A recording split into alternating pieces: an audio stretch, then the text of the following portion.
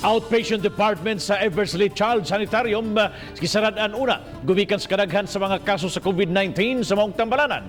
Samtang Mandaue City Government bisaad nga moabag sa panginhanglanon sa maong ospital. Ang report ni Nico Cirino.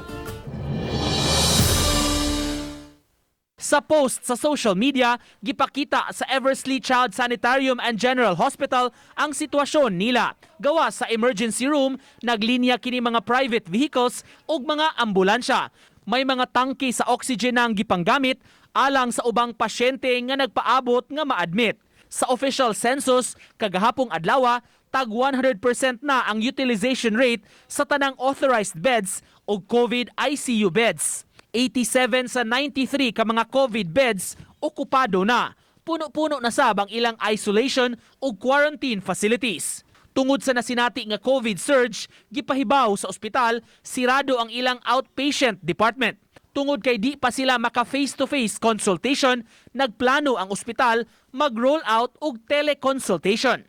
Sa iyang bahin, gipasabot ni Mayor Jonas Cortez, nagkaistorya na sila sa Chief of Hospital sa Eversley. Misaad ang syudad, muabag sa tambalanan.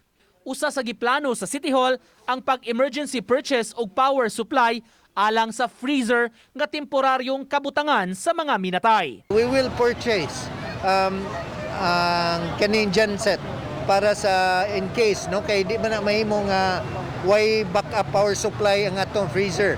So, mao na nga atong emergency purchase. Uban ni Godfrey Relien, Nico Sereno, Balitang Bisdak.